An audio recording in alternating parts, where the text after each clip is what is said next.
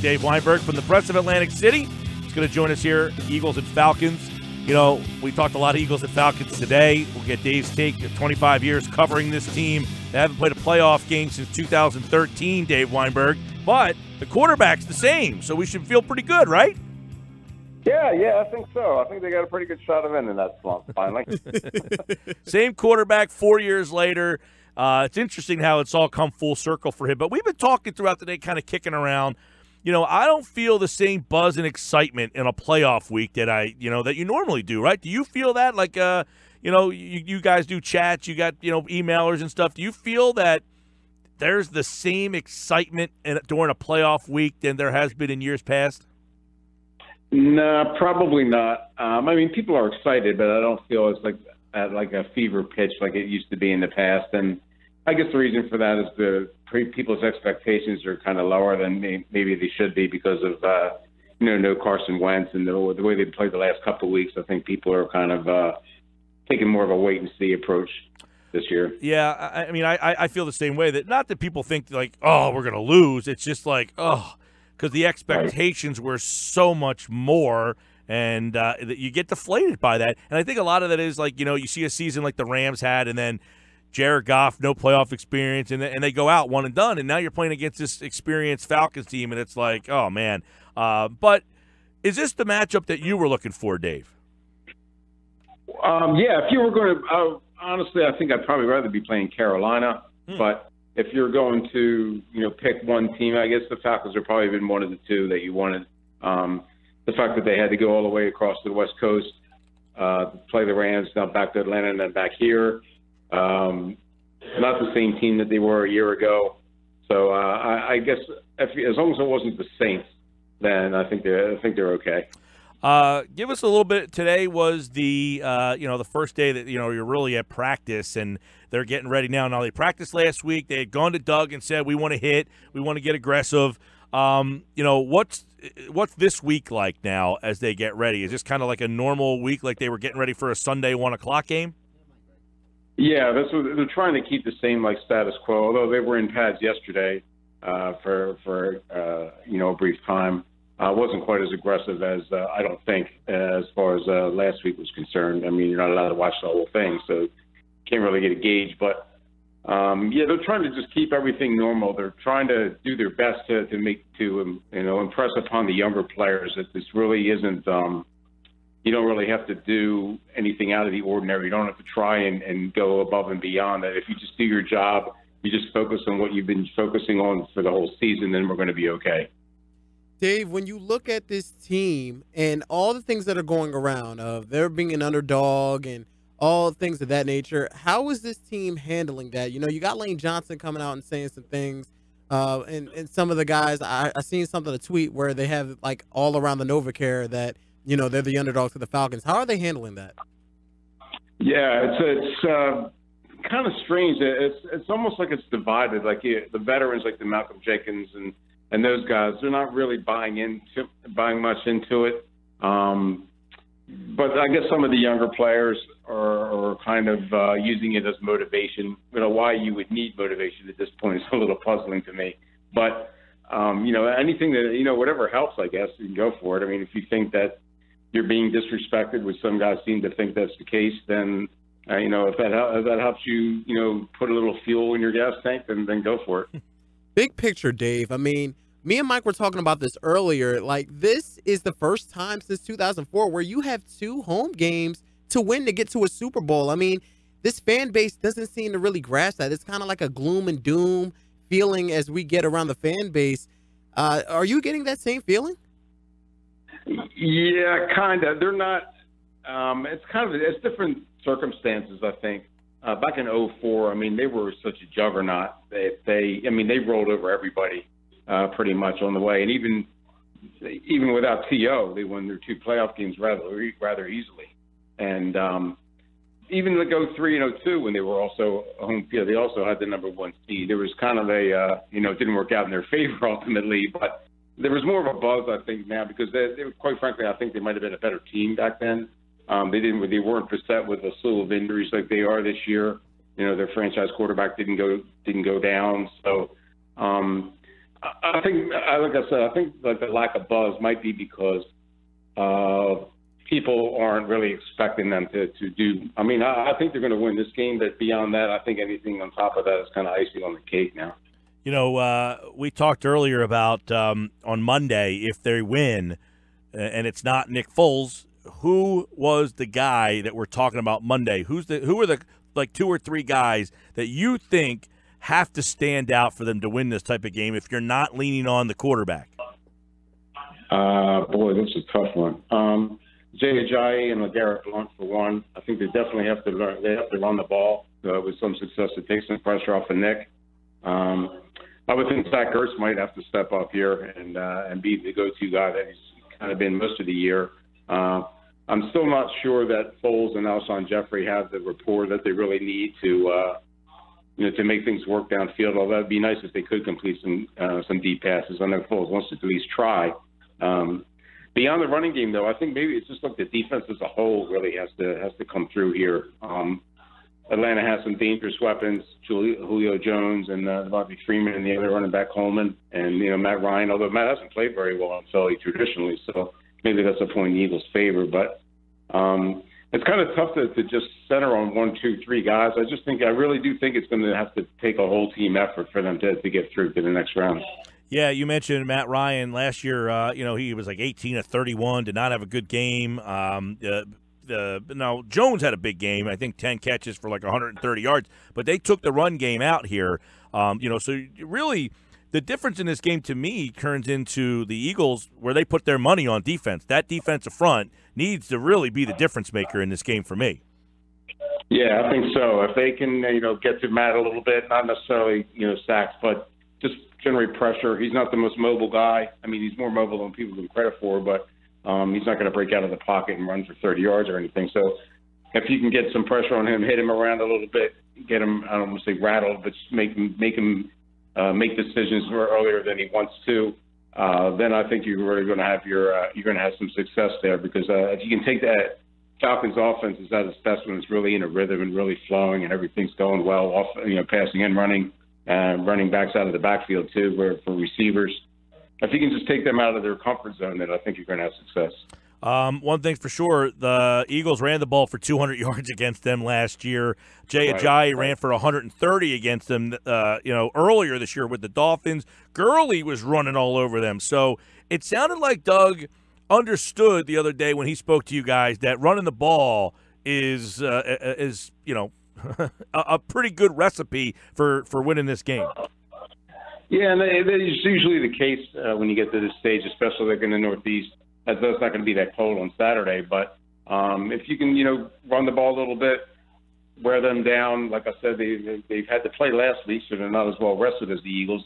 Fatigue might start to set in. If you can make the defense stay on the field for a longer period of time, they're going to wear down a little bit. And if Ajayi and Blount and even Corey Clement, if they can get their running game, going, not only does that move the chains, but it also eases the pressure on Foles to have to do everything himself. Dave, when you look at this offense, the last couple of weeks, Nick Foles has struggled. But if you look at a closer look, they were kind of keeping the same offense that they ran with Carson Wentz. We both know that Nick Foles is a Carson Wentz. Do you see Doug kind of changing it and kind of, putting some things to make Nick more comfortable and kind of, making it a more Nick Foles offense than it was with Carson Wentz? They say no, but I think they probably will. I mean, I think the basics of the offense are going to stay the same, but there's no getting around the fact that there are certain things that Carson does better than Nick, and maybe there's some things that Nick is more comfortable with. I knew during the week off, they went back to that 2013 season. It wasn't the same offense, obviously, but they took a look at Nick's performances, see what he did well, what he's more comfortable with. And I think there's probably a little bit more of a communication this week too than there was in the past, maybe. Actually, sitting down with Nick and going through things and seeing what plays he likes better than others, and maybe implement them on Saturday. Yeah, I mean, I feel the same way. But when I look at the 2013 offense, I mean, it was still kind of like a read option based offense, like quick slants and stuff like that. But the difference is, and we just talked to John about it, was there were more open receivers in that offense, and I mean, you're just not going to get that type of separation. With these guys, no knock to Alshon and all those guys, but they're not Deshaun Jackson and LaShawn McCoy. Right. And the funny part about that was Riley Cooper was the big deep threat, really. I mean, he averaged like almost 18 yards a catch, and he never came close to that again. But yeah, you're right. There's no Deshaun Jackson who can stretch the defenses and keep them honest. They really have to rely more on a more of a group effort. You know, Alshon, Aguilar, maybe Matt Collins, Ertz certainly, and the backs to get things done on Saturday. I like I like Ertz in the seam. I like Aguilar in the seam. I think this is a team that can be beat there. They play a lot of cover three. They don't change their defensive looks a whole heck of a lot. So this is I think game plan wise, this is a good matchup for them. But Ertz and Aguilar, two guys that have really been there all season long and can be relied on. It seems that they are two matchups that the Eagles can exploit on Sunday. Yeah, I think so. The real question mark to me is Nick, though. He keeps talking about how confident he is in himself and how sure of himself that he is. And it's almost like he's trying to talk himself into it. I don't know if he's feeling the pressure finally from fans or outside influences, or maybe it's just like the heat of the moment is maybe getting to him a little bit. I don't know. I mean, I would think it wouldn't be because he has played in the playoffs before. Right. But, yeah, you would think that this was something that he went. I mean, last time people looked at him like there was a time where people thought that he was the franchise guy. There was a lot of people who really liked this guy. And you couldn't blame him for that too. I mean, 27-2. I mean, it's hard to argue with that. But and he even played pretty well. He played half decent, I should say, in 2014 before he broke his collarbone. Yeah, there was a time when people thought that he was the answer. I remember after the 13th season, I mean, everybody wanted a piece of him as far as media was concerned. And he was doing this big, in-depth sit-down interviews. People wanted to know about his past and all that stuff. But you would think that he might be a little bit more at ease because it doesn't seem like he has to do everything himself this year like he did back then, or not to the same degree anyway. But yeah, it's kind of odd. I just have the sense that maybe he's just trying to talk himself into something that's just not necessarily there yet. Maybe the 13 version didn't believe that team was a Super Bowl team. Maybe he realizes that this team was one, and now because of him that they're not. Yeah, that could be. I mean, no, I mean, there's a lot of the elements are there. He's the one that's not. I mean, Wentz is the one that's the biggest one that's missing. So maybe he feels that he has to fill that void. I don't know. Yeah, we kicked this around early, and I know it kind of sounds weird because he was 27-2. But do you like that version of Nick better than this version, or do you think he is a more complete, better quarterback than he was back then? Boy, that's tough. It's really hard to answer only because the sample size isn't the same. He's barely played this year, 3-4 games. So, man, and then 2 of the games really didn't count that much. I mean, they kept the offense like really basic. We really only seen him on one game really against the Giants. So I'm gonna say I like the 13 version better, only because he was more productive and seemed to do well. I mean, there wasn't a down game back then. He's had a couple of clunkers here, though I don't know if it's entirely his fault. So, yeah, I know he's a more mature quarterback now, but I think I'd take the 13 version over this one. All right. Sports Bash Live, Dave Weinberg from the Press of Atlantic City. Eagles defense, obviously they're going to match up with Julio Jones. We'll see how that all goes. It's a big week for Jim Schwartz here. And do you feel confident that this defense has kind of turned the corner a little bit? I mean, it's funny how Foles throws the 4 touchdowns against the Giants, and it's like, oh, the offense didn't skip a beat. They're fine on offense. And then the defense started getting questioned, and now it seems like it's reversed back the other way that, I think the defense is okay, but now Foles is the problem. So are you confident that this defense is, a defense that can carry this team to a Super Bowl? No. Carry a team to the Super Bowl? No. I think that they're certainly capable of beating the Falcons, but I don't think this is a Super Bowl defense. There's just too much inconsistency. Like I said, they've had a couple nice weeks here. Then they had like 4 that were not so good. I think the secondary still seems a little bit unsettled, a little bit take too many chances. There's too many mistakes there. The front 4, yes, but the rest of the team, no. But, Dave, do you say that more because if they win this game, the matchup against the Vikings or the Saints, or do you just think that, this defense isn't ready to do that for 2 straight weeks? Because remember, they only really have to win 2 home games to get to the Super Bowl. Oh, sure, I understand. And if you're talking about Super Bowl defense, I assume you're talking about winning a Super Bowl. But yeah, I mean, I think it's because of that. You have to go because of the matchups, and I don't think that they match up very well against Minnesota or New Orleans, especially.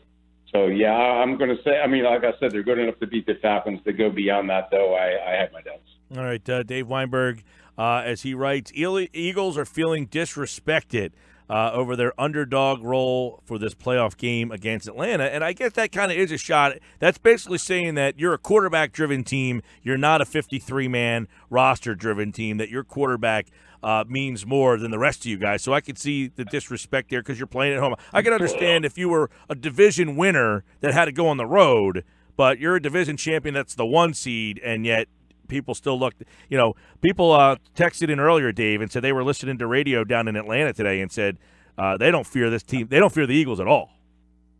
Oh, really? Okay. Well, if you look at them the last 2 weeks, they probably shouldn't, but I would caution against getting a little too cocky if I'm the Atlanta Falcons. I think the Eagles are, for this week at least, they're kind of like laying in the weeds almost. I do think they did take this a little personally, the fact that they're underdogs in their own stadium, being the number 1 seed. It's never happened before. I'm not so sure it's deserved. Maybe it's because the Falcons are the defending NFC champs and they did win. They have been hot lately, so maybe that's it. But if I'm the Falcons, I think I'm a little worried about this Saturday. All right, Dave. Of course, you can check out Dave at Press AC Weinberg. Check him out at pressofatlanticcity.com for all his Eagles coverage as they get ready to take on the Atlanta Falcons this Saturday right here on 97.3 ESPN. Thanks, Dave. Thanks, Dave. Thanks, guys. I appreciate you having me.